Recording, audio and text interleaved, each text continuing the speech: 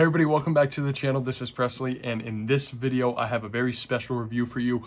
I am going to be reviewing Flowers for Algernon. Now this is a book that until I picked it up and started reading it, I didn't know that a lot of people had actually read this in high school. So shout out to you if you read it in high school or just in school in general. Let me know in the comments down below because I had no idea.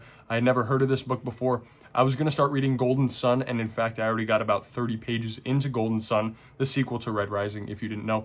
And then I was at the bookstore and I saw this book. It caught my eye. I looked at it. I read the back, which I don't typically do, but for some reason it just caught my attention and I loved the way it sounded. It sounded interesting. It sounded very emotional. It sounded like it could be very informational as well. And that's honestly exactly what it was. And I know it's a fiction book and that's all I really like to read. I don't like reading nonfiction, but it still felt like it had a very real element to it. Now, Flowers for Algernon is a book about a very mentally challenged and slow man named Charlie Gordon who undergoes a procedure, an operation to make him more intelligent. This operation is supposed to double or even triple his IQ, and the reason it's being done in the first place is because this mouse named Algernon has already had this procedure tested on him. So the scientists say this is good to go. Let's test it on humans so we can eventually help out a lot of the population, get those IQs up, get more of these humans functioning in the real world on their own.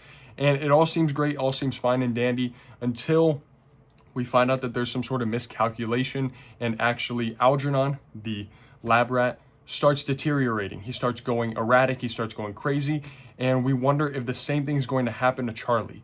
Now, I will say right off the bat, I'm not going to spoil what happens in this book, how it ends, or anything like that, but I will say, because it is part of the book, Charlie does eventually succeed in having the operation done to him with the approval of somebody in his family, and the book takes you on a journey, and I think it is fantastic. Now, the way this is set up is the only story that's actually being told throughout here is from the perspective of Charlie in his progress reports. So Daniel Keyes, the main author, the author of the book, I don't know why I said the main author, he is the author on this book, and the way he writes this book is incredibly cool. We see the progress at the very beginning of Charlie, who is very slow. He doesn't write very well. He doesn't have good spelling. He doesn't have correct grammar.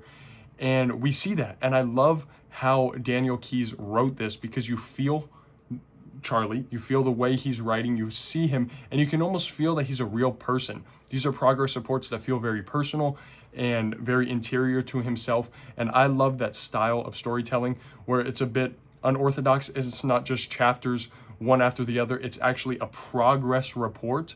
I think that's an amazing way to tell a story. Now, this book is about 310 pages or so, and I love the journey that it takes us on.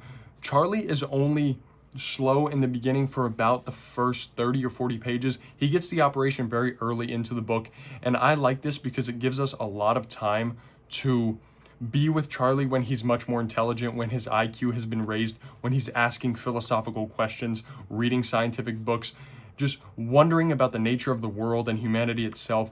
I love that. I love that we see him at the very beginning, but we don't spend too much time with him because we eventually see his more intelligent side, him growing from this operation. I really dug it. The middle, like 250 pages or so, absolutely fantastic when it comes to showing the dark side of having so much intelligence. He kind of gains all this intelligence and he starts asking too many questions. His relationships start faltering and he starts losing friendships with people that he cared about in his life. Even though he wasn't a very high functioning member of society, he still made people smile, people made him smile, and people treated him nicely. I love how we see the difference and the stark contrast between that and his more intelligent self, where now he feels very cold, he feels icy, and he feels very closed off from a lot of the people around him. I thought it was amazing. Now, Charlie is a fantastic character and honestly a great narrator. He's sometimes unreliable, sometimes gets very hot-headed and angry. But one thing I really dug about this book is the side cast of characters. You have Miss Kinnian, you have Professor Nemur, Dr. Strauss, Bert, who is the main guy who did the operation. You have Algernon, who's not really a talking character, but he is kind of a metaphor throughout here for Charlie's eventual journey. And I thought it was fantastic. I loved these characters. They all felt very real. This honestly at times felt like an autobiography, and these people actually existed, and I thought that was great. I thought Daniel Keyes did an amazing job for having a distinct voice for all these characters, and eventually making these characters feel like the villains at times, because they don't treat Charlie fully like he's a human. They treat him like he's more of an experiment that they created, and I love that. I love how Charlie has tension with them eventually, even though at the beginning he trusted them wholeheartedly because he didn't really have the whereabouts to kind of see the negative side of them. I thought that was great, and his relationships are tested. There's also a relationship throughout here with Miss Kenyon, who is his old special education teacher, that eventually doesn't go the way we wanted it to because Charlie loves her, but there's a lot of different things that are stopping him from being with her and from her being with him. I thought it was great. Now, overall, yes, I will say this is a tearjerker. So if you have not read Flowers for Algernon yet, this book will make you cry. It made me cry and my girlfriend cry.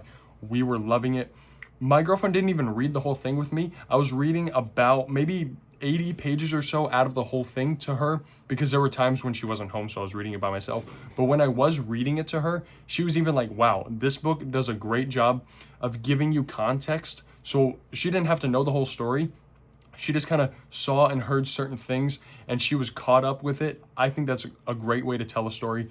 And honestly, it made her very emotional. It made me emotional. The ending is incredibly sad, very profound, very emotional. And I don't want to spoil exactly what happens, but there's something that happens at the very, very end of this book that I thought was a beautiful way to end it, beautiful way to tell the conclusion of this story with the blank pages towards the end. So we kind of are left on a little bit of a cliffhanger, but we know what's going to happen because of the preceding few pages. I thought it was just basically perfect. So overall, Flowers for Algernon definitely gets a 5 stars out of 5 from me. I love the philosophical look into Charlie and what it means to have intelligence and suddenly gain it after being in the dark for so long, which is what he called it. I loved that there were a lot of scenes in this book where we're looking into Charlie's past, into his trauma, and even though the people around him, his family, didn't treat him very human, or they kind of didn't reserve themselves, they said a lot of things, a lot of negative things in front of him because they didn't expect him to understand it. Eventually, when he gained this intelligence, he did understand it, and then a lot of that hurt him, a lot of that trauma built up inside of him, and I thought it was fantastic. I'm not going to spoil anything about his family life, but let's just say he went through a lot of emotional trauma, and when he gains this intelligence, he even says it in the book that, like, hey, I may be intelligent now, but my emotional age and maturity is still very, very low. Amazing stuff that Daniel Keyes does throughout here, writing for this character. And overall, yes, it had to get a 5 stars out of 5. It was not getting anything less from me. I was hooked from the moment I started reading it. And let me know in the comments down below if you have read Flowers for Algernon already. If you have, what were your thoughts? What were your opinions? And most importantly, what was your rating? Again, I gave it a 5 stars out of 5. And if you have not read it, I would highly recommend it if you love psychological fiction like that. Just be prepared to cry. Thank you so very much for watching this review. Please make sure to like, comment, and subscribe, and I will see you later.